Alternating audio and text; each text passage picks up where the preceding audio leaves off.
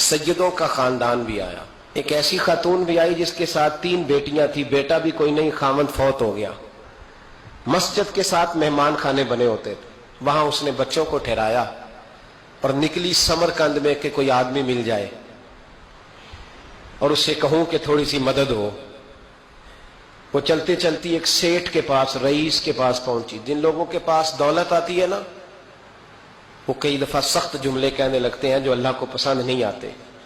وہ سیٹھ کے پاس گئی تو جا کے کہنے لگی میں غریب ہوں، پریشان ہوں، بلخ میں قحط ہے، سارا زمانہ جانتا ہے، تو میں اس لیے سمرقند آئی ہوں، بیٹیوں کا ساتھ ہے، نہ رہنے کو جگہ ہے، نہ کھانے کو روٹی ہے، نہ پہننے کو کپڑا ہے، مہربانی کر تھوڑی مدد کر۔ کہنے لگا ہو کون؟ تو اس سید زادی نا کان آگے کر کے، ہاں کسی پہ بھی حالات سخت آ سکتے ہیں، اللہ سے ڈرنا چاہیے، کان آگے کر کے نا کہنے لگی میں سید زادی اور یہاں میرا اپنا کوئی نہیں، مہربانی کر۔ تو وہ سیٹھ صاحب، چودھری صاحب کہنے لگے مجھے کیسے پتا چلے گا تو سید ہے؟ تو سید زادی نے اپنا پلو کھولا اور اپنے آنسو دونوں آنکھوں سے صاف کیے تو کہنے لگی اللہ تیرا بھلا کرے، میں ثابت نہیں کر سکتی کہ میں حضور کا خاندان، میرے پاس کوئی دلیل نہیں، میں نہیں بتا سکتی، چل ٹھیک ہے، چلی گئی۔ کسی نے بتایا کہ یہاں ایک یہودی بھی رہتا ہے، وہ بڑا سخی ہے، یا آتش پرست ہے، یا پارسی ہے کافر غیر، سخی بڑا ہے۔ اس کے پاس گئی، بیٹھی رہی، لوگ بیٹھے تھے، جب چلے گئے تو قریب گئی، کہنے لگی مجبور ہوں، پریشان ہوں، غریب نہیں ہوں۔ کہنے لگا بی بی تجھے کبھی دیکھا نہیں، سمرقند کی اتنی آبادی نہیں، میں سارے شہر، تو کون ہے؟ تو کہنے لگی تعارف نہ ہی پوچھے تو اچھا ہے۔ اس نے کہا چلو اگر پتہ چل جائے تو۔ کہنے لگی میں مسلمانوں کے نبی کی اولاد ہوں، مسلمانوں۔ اس نے کہا پیغمبر خدا کی اولاد؟ اٹھ کے کھڑا ہو گیا، بی بی کو ساتھ لیا، گھر گیا، کہنے لگا جو صاف ستھرا کمرہ ہے نا اسے پھر دھو ڈالو، ایک دفعہ پھر دھو ڈالو۔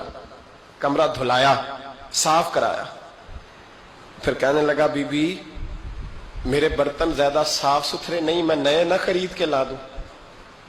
پھر نئے برتن لایا، پھر اپنے بچوں سے کہنے لگا اونچا نہ بھولنا، یہ سیدہ فاطمہ کی شہزادیاں آئی ہیں، یہاں کوئی شخص اونچی بات نہ کرے۔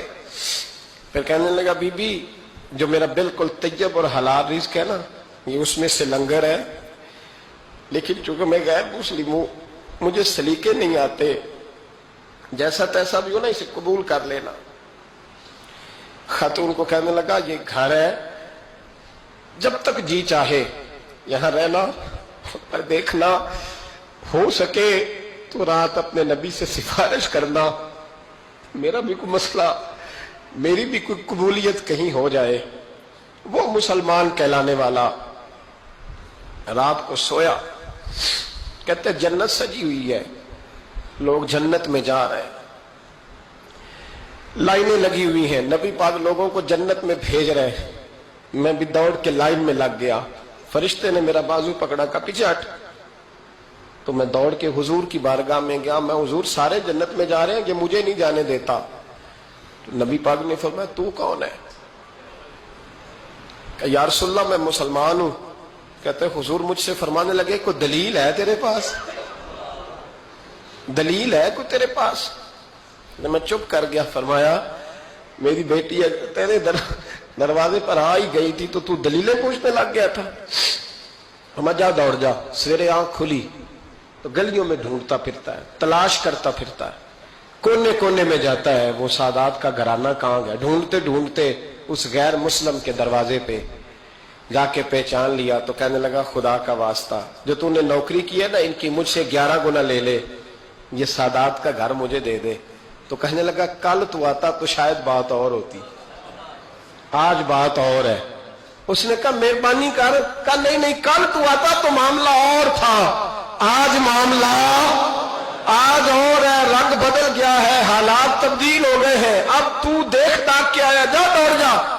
کہنے لگا نہیں مہربانی کر دے دے، تو غیر مسلم میں تیرا کیا تعلق؟ کہنے لگا چپ کر، غیر مسلم میں کل تک تھا، کل سے سجدوں سے پیار کیا ہے تو میرے حالات سنور گئے ہیں، وہ جو نظارے تو نے رات خواب میں دیکھے ہیں میں نے جاگتی آنکھوں سے دیکھے ہیں، میں نے جاگتی آنکھوں سے اور تو نے کسی مفتی پیر عالم کے ہاتھ پہ کلمہ پڑھا ہے، میں نے رات محمد عربی کے ہاتھ پہ کلمہ پڑھا، رسول اللہ کے ہاتھ پہ کلمہ پڑھا۔